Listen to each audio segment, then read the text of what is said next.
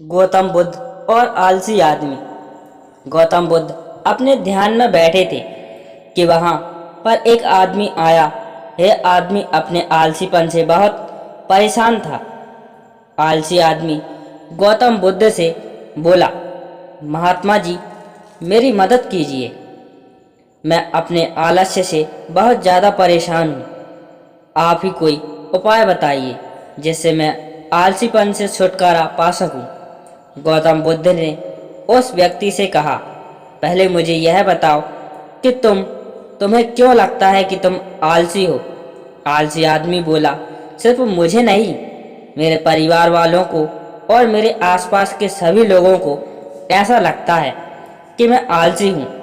गौतम बुद्ध ने फिर उससे पूछा, क्या तुम जानते हो आलस्य होता क्या है। आलसी व्यक्ति बोला, नहीं, मैं नहीं जानता, किंतु मैं इतना जरूर जानता हूँ कि आलस्य बहुत बुरी चीज है। इसकी वजह से मुझे बहुत नुकसान हुआ है जीवन में।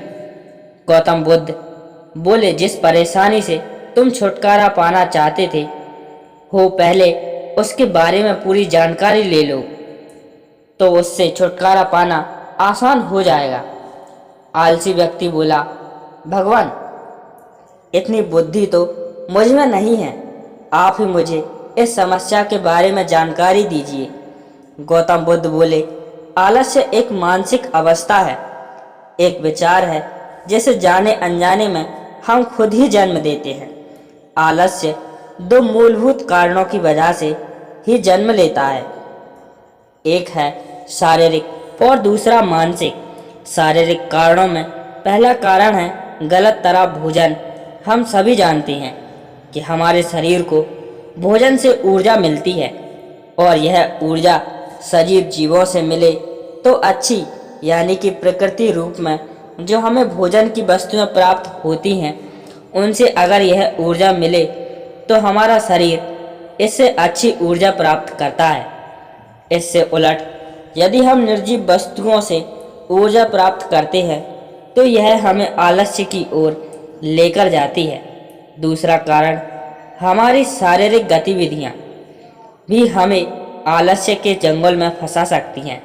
गौतम बुद्ध ने आलसी व्यक्ति को अपने शिष्यों की तरफ इशारा करते हुए कहा कि देखो, इनके चलने फिरने बैठने के तरीकों में तुम्हें कुछ अलग नजर आ रहा है। जब आलसी व्यक्ति कुछ नहीं समझ पाया तब गौतम बुद्ध ने उससे कहा, मेरे शिष्य जब भी बैठते हैं तो वे रीढ़ की हड्डी को एकदम सीधा रखते हुए बैठते हैं। चलते हैं तो उनके दोनों पैरों के बीच अच्छे से संतुलन बना रहता है, और जब वह सोते हैं तो उनका शरीर एकदम शिथिल रहता है। ऐसा करने से उन्हें रात्रि में एकदम सही तरीके से नींद आती है। आलसी व्यक्ति बोला, लेकिन नींद तो आलस्य का ही एक स्वरूप है। बुद्ध बोले, हाँ, अगर उसे ज़्यादा मात्रा में लिया जाए तो।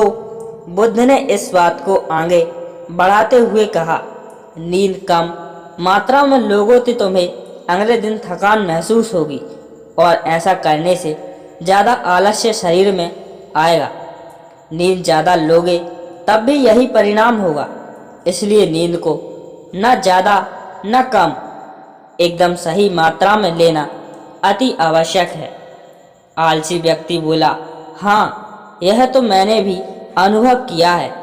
बुद्ध बोले, अब मानसिक कारणों के बारे में जान लो। मानसिक कारणों में सबसे पहले है हमारी पुरानी गलत धारणाएं।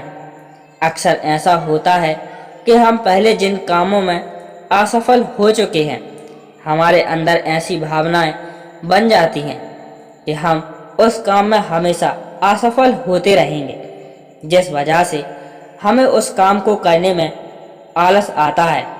ऐसी धारणाओं से छुटकारा पाने का एकमात्र उपाय यह है कि हमें अपने मन को यह समझाना चाहिए कि पिछली बार हम जब उस काम में असफल हुए थे तो हम उसके बारे में जितना जानते थे, अब हम उस काम के बारे में उससे ज़्यादा जानते हैं, क्योंकि असफल होने के बाद हम उससे काफ़ी कुछ सीखे भी हैं। बुद्ध बोले, दूसरा कारण है आलसी और कामचोर लोगों की संगत। कई बार ऐसा होता है कि हम आलसी नहीं होते, मगर जिनके साथ हम रहते हैं हम उन जैसे बनने लगते हैं। इससे छुटकारा पाने का उपाय बहुत सरल है। कामचोर और आलसी व्यक्तियों से दूर रहो। ऐसे व्यक्तियों की संगत में रहो जो अपने काम को बड़ी लगन से करते हैं और तुम्हें कुछ सिखा पाएं। गौतम बुद्ध ने तीसरा कारण बताते हुए कहा, यह कारण आलस्य के लिए सबसे बड़ा कारण है। काम को कल पर टालते रहना। यह कारण इतना शक्तिशाली है कि किसी भी व्यक्ति को बर्बाद कर सकता है।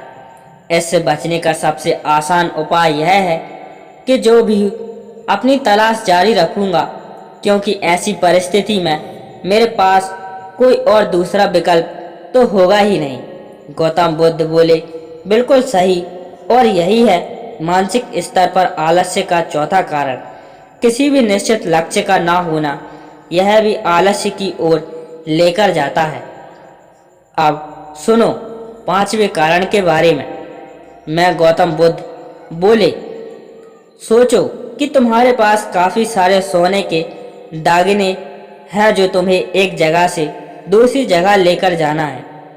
तुम चलते चलते थक जाते हो और किसी पेड़ के नीचे बैठ जाते हो और तभी तुम्हें दूर से तुम्हारी तरफ दौड़कर आ रहे डाकू दिखाई देते हैं। तो क्या तब भी तुम आलस्य करके वहीं बैठे रहोगे, या ऐसी परिस्थिति में तुम वहां से उठकर दौड़ने लगोगे? आलसी व्यक्ति बोला, जी मुझे वहां से दौड़ना ही पड़ेगा, नहीं तो मेरी जान और सोने के दागिने दोनों खतरे में पड़ जाएंगे। बुद्ध बोले, यानी कि तुम्हारे पास एक ठोस वजह होगी दौड़ने के लिए। यही है आलस्य का पांचवा कारण, किसी भी काम के लिए ठोस वजह का ना होना। आलसी व्यक्ति महात्मा बुद्ध की बातों से संतुष्ट हुआ।